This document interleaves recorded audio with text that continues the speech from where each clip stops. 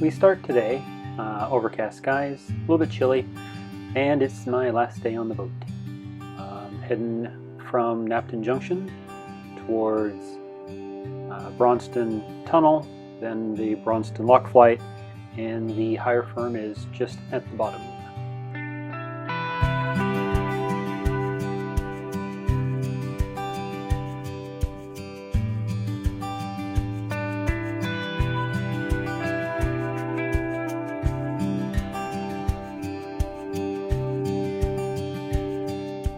Not wanting my holiday to be done, I am going a bit slower through this stretch.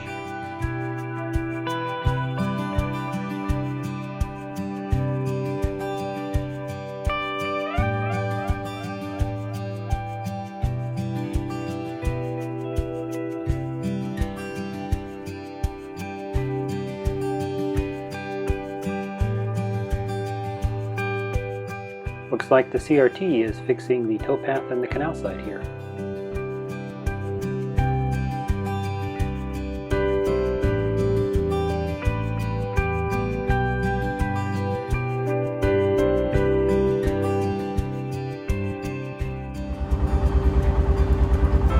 Wide beams are so big, they're like a palace almost compared to a narrowboat, which, depending on your needs, would be nice, but you are limited in where you can go. Pretty much just the rivers and the central canals that are wide enough.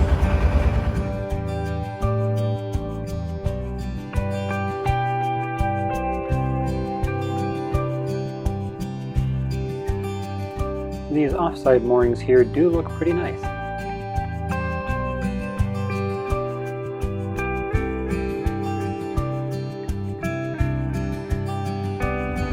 Here we are, approaching Braunston Tunnel again.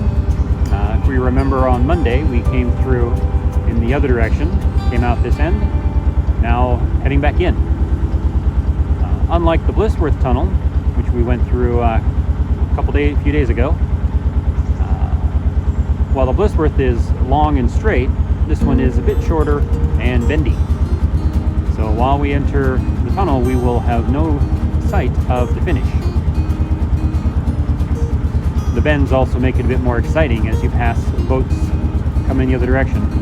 But it's early enough that hopefully it'll be fairly clear going through. We'll see. Well, I think I see a light in the distance, so it's possible we will meet another boat along the way. It makes it more exciting. How does it go? Once more into the breach, dear friends.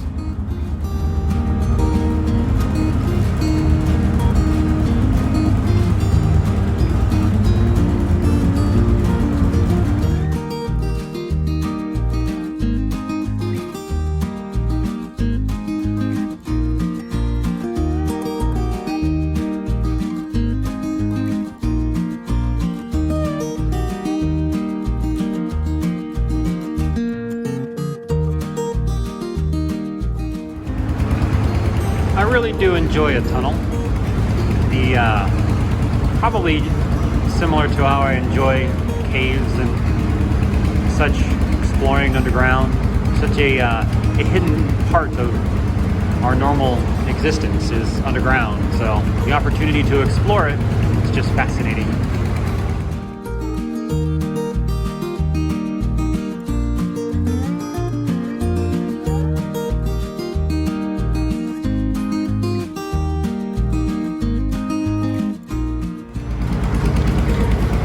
While it is nice that this tunnel is a bit drier than the Blissworth Tunnel, I don't know, I like the mineral deposits that you get in the Blissworth Tunnel from all the water running through the hillside, gathering,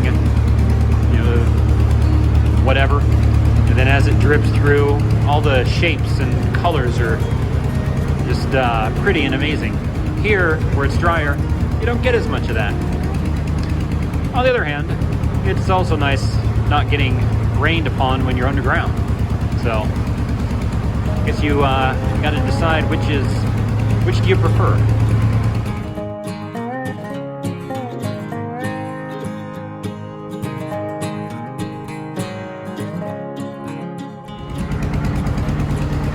So I know there's another boat ahead of me. I can see its headlight, or its tunnel light, I mean. And I saw it when I was entering the tunnel. But I'm now passing the halfway point, and I still haven't met them. And I should have. I mean, we should have passed already. So I wonder what's going on. Are they stopped? Are they reversing? I mean, that would be... I can imagine somebody could venture into the tunnel and then decide, nope, not for me, and then start reversing out. But it's just odd. I wonder, well, I'll either pass by them eventually, or I guess I'll find out.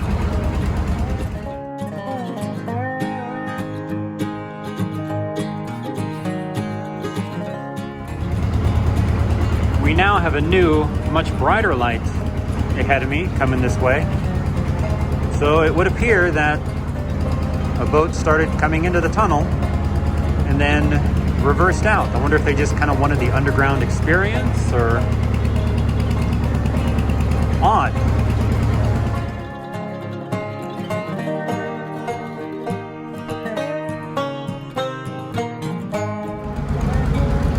That boat we just passed here in the tunnel was the Mad Hatter.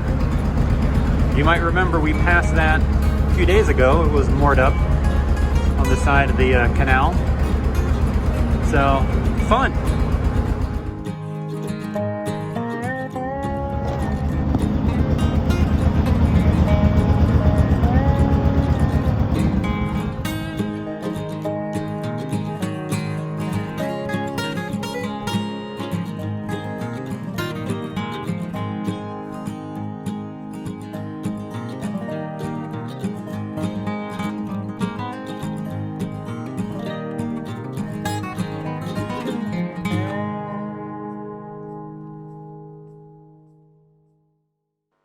Well, will you look at that?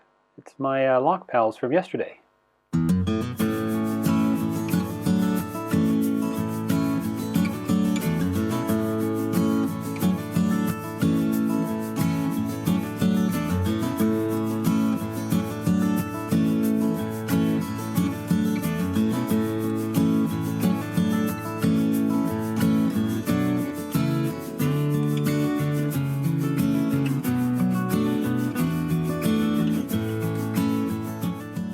It is so much nicer going down these big locks with somebody else beside you.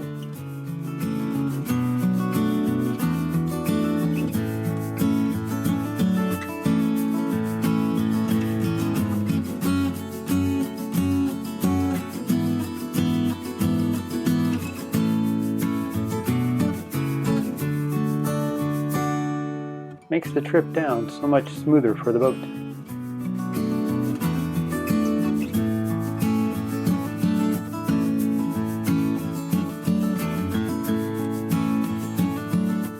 I do believe I'm getting fairly adept with the controls.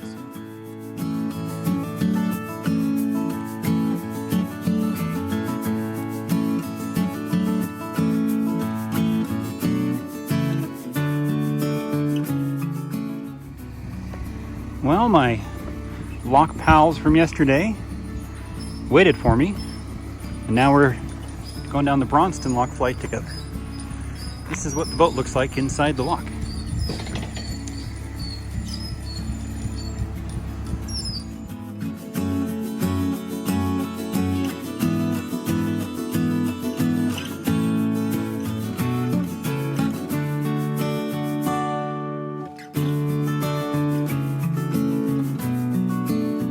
At this point, we're simply holding station, waiting for a couple of boats in the lock ahead of us to come up and exit so we can slide in.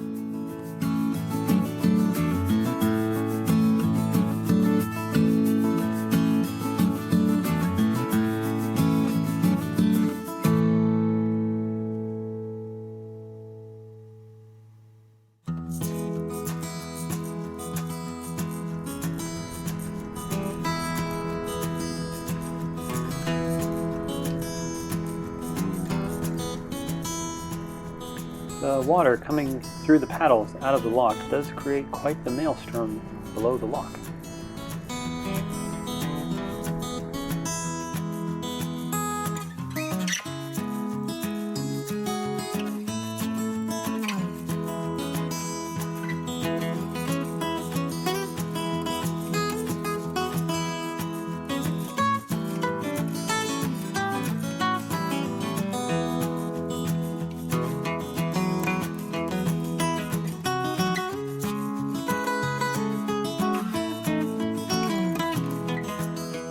Well, we have coming up the last two locks of the holiday.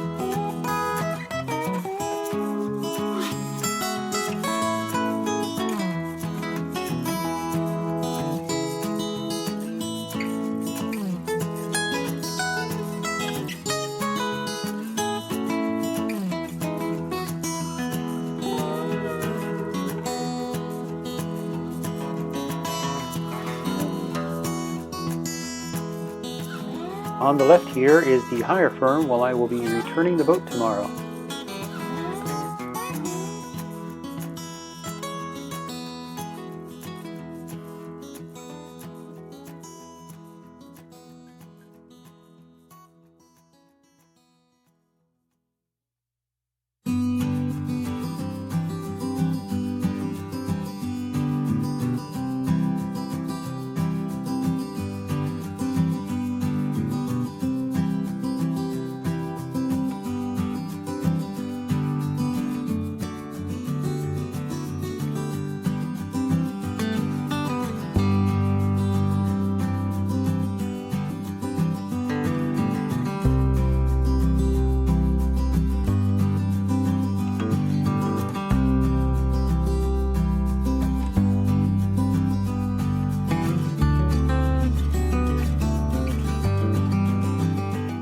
At this point, I'm looking for somewhere to moor up for the night, somewhere not too far away from the hire firm, and yet far enough away that I still feel like I'm on holiday.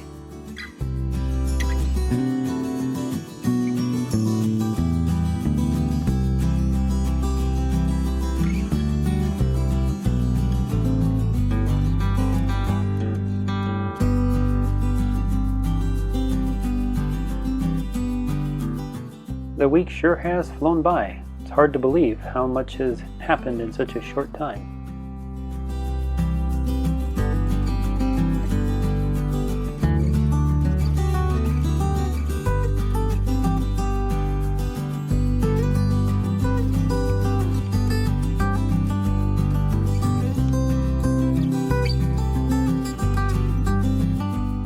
These long-term moorings here on the right would sure be nice.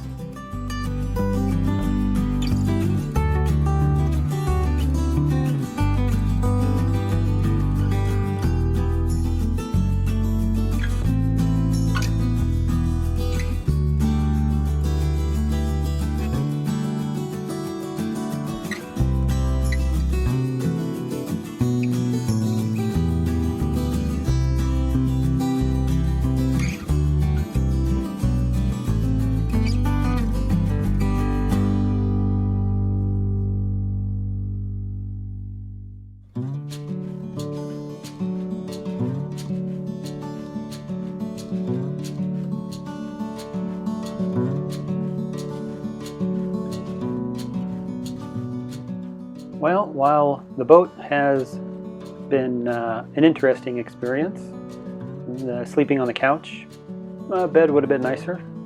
The little fold-up dinette, it got the job done, but a more fixed dinette would have been nice. All in all, it was definitely a great holiday, and I'm going to miss this little boat.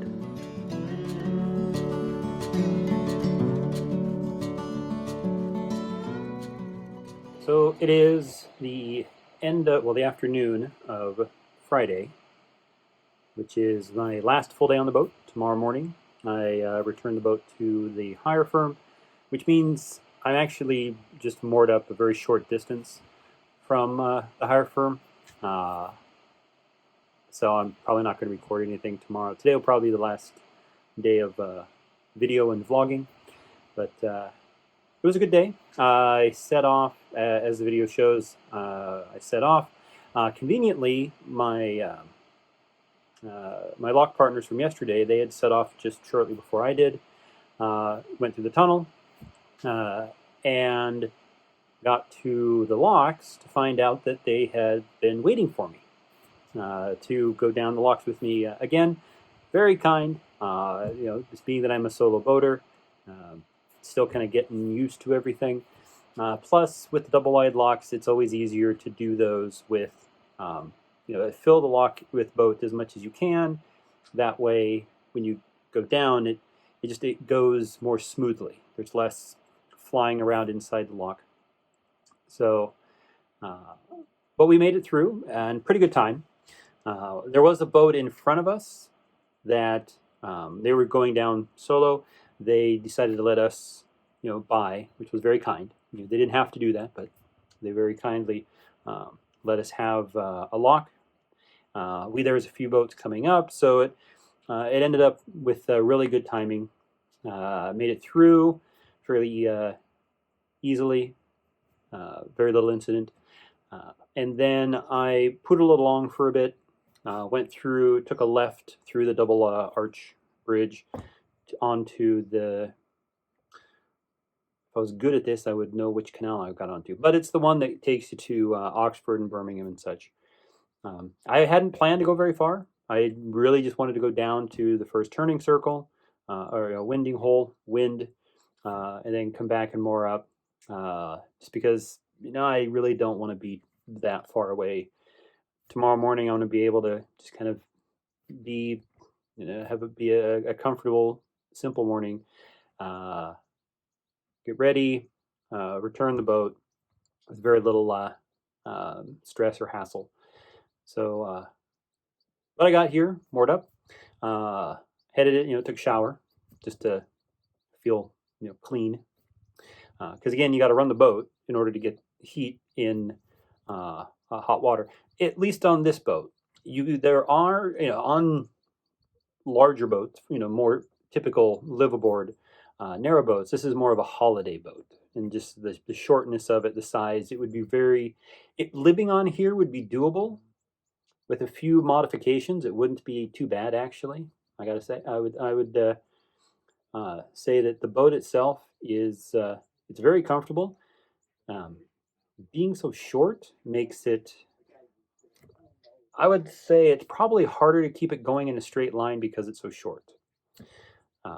It's just like the smallest little thing, or just a little bit of, just the smallest bit of rudder, and all of a sudden you're going off, who knows where. So it was a lot of zigzagging in my boating. But as it is, I exit with a few modifications. I think this would be a very easily livable boat. Would it be fantastically comfortable long term? Not really.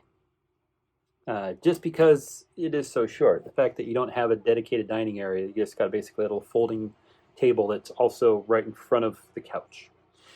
So, and it's like, but it's been a great week. It's been a great boat for the week. Very comfortable home. The stove works fantastically. There were a couple of nights I lit the stove and I slept no covers just because it was that good.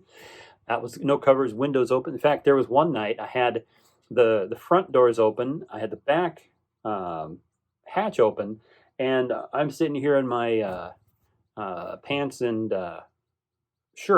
undershirt, just trying to get cool because it's so much. It's doing such a great job. But this stove is built to heat up to a 70-foot narrowboat, and this is 36, so it's like half the length of a big boat, and so it works great. figured out that I only need to build like a small pile of coals, and I'm fantastically comfortable. And It does a great job of keeping the boat dry. I woke up this morning. I ran the stove last night just to kind of combat the chill. Um, and I woke up this morning and no condensation on the windows, which previous mornings when I didn't run the stove at night was condensation on the windows. And it wasn't, as the night progressed, I went to sleep last night with the covers off, and then in the night, I had to apply the bed covers because it had gotten, it was time, temperature wise, but it was still fantastically comfortable, and it's a really fun way to heat. So I kind of wish I had one in my flat, but then I'd give up valuable floor space, and it's small enough already. My flat, at least. I suspect that going on, or visiting, getting to see the inside of the my lock partner, buddy's narrowboat yesterday. I feel like it actually has more living space than my garage that I live in. More usable living space, just the way it's laid out and organized and such. So, but anyway, yeah, I've learned a few tricks while boating. Always have a drink, a snack, hat, jacket. If you don't want to get your hands all like wet and dirty and chapped, some gloves of some kind. I had brought some nitrile gloves with me because it was recommended to combat against the coronavirus when you're handling all of the lock mechanisms. Wear gloves, but it does. When things are wet, ropes get wet, and they're typically fairly dirty because you're laying them on the ground, and sometimes you're stepping on them so that they, and you get muddy shoes, and so the ropes don't generally stay clean for very long after you get them. They start to get little bits of dirt in them, and then that comes off, and it's then again it dries out your hands, and you get all chapped. So some gloves are a good idea, but you want all these things on the back with you as you're driving, because when you pull up to do a lock, or there weren't any lift bridges or swing bridges on this trip. That was kind of on purpose because those can be very tricky to operate solo. So I figured, what, let's save those for some other time. For this trip, let's just kind of do locks and tunnels. So yeah, you get yourself set up with your snack, your drink, your shade items, because it can get sunny, uncomfortable, even overcast. I found that wearing the hat really kind of helped with the visibility. And then you want the hat for the tunnels because they drip. And while the hood on my jacket would work fine, having the wider brim just means you're getting it doesn't splash on your face, and and such. And it's easier to turn your head when you're wearing a hat. Where the hood, you're limited. So you do want a hat. Since I can't normally wear hats, I had to get a fancy one that's got a mesh top, so it's very breathable. Unfortunately, my head's too big for it, which is why I wear the chin strap all the time. Because if I don't, then the wind hits it, catches it, and it blows off, and don't want to lose it in the canal. And so you've got that. And then you want the snack, because if you're going to be back there for several hours, depending on the nature of the canal. I mean, it was several hours cruising between on Tuesday when I set off before I encountered the tunnel. It was, after picking up the water and then the tunnel, it was several hours of cruising. And if you get hungry, you can't leave the tiller. You kind of can if you come to a very slow on a wide enough bit where there's no other boats. You could, you put it in, you come down real slow. You put it in neutral, And then if you hurry, you can get in, get your what you need, and get back before the boat kind of veers into a bank or something. Um, but yeah, at the same time, if you are hurrying, you run the risk of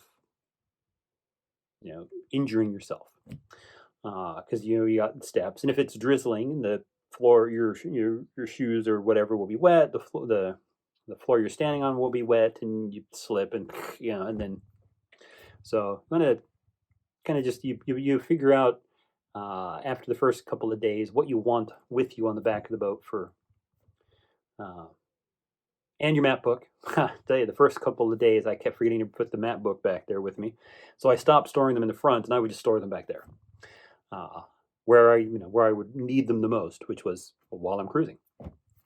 So yeah, it was a great learning experience. Learned a lot of things that I've watched a lot of narrowboating on YouTube, and while that's a good place to start, I came into this knowing that while I watched a lot of narrowboating on YouTube, this doesn't mean I know what I'm doing. And again, that's one thing that I have been able to use a lot of what I've seen on YouTube to good effect in terms of doing things right more often the first time, or at least being more having things be less daunting. And how do I do this? Didn't encounter that too often. But yeah, I think the next cruise, whether that's again this year, do I want to do winter cruising when it can get really cold and wet and frozen canals, ice breaking? Probably not. But definitely next spring, we'll be doing this again. Try to get a longer boat. Ideally one that has a bedroom that I can set up the bed and then leave it, as opposed to having to set it up every night. Which, it's fine. Setting up the couch to sleep on it's fine. But, if you can have your own bed, then you can just, a full-size bed, not a little tiny twin thing, that you can set up and leave set up and sleep. And if I could get one with a dinette area and a lounge area, just kind of a more proper narrowboat, that would be fun. More expensive. This has been a very affordable holiday, but I have had a very compact residence for the past week. Which, as we know, I like things small, and I like the adventure of figuring out how to make something small feel big and do everything you would normally have a big thing do. And so it's been that's been fun. Learning how to cook with the gas. I've figured out how to make toast. I figured out how to make toast on the first try, and it comes out better cooking it under the grill, which is the top burner in the oven, than it does in my pop-up toaster at home. Yes, at the pop toaster at home, I put the toast and push the thing down, and I leave it alone, and then I come back, when it makes noise, and I do my thing. But I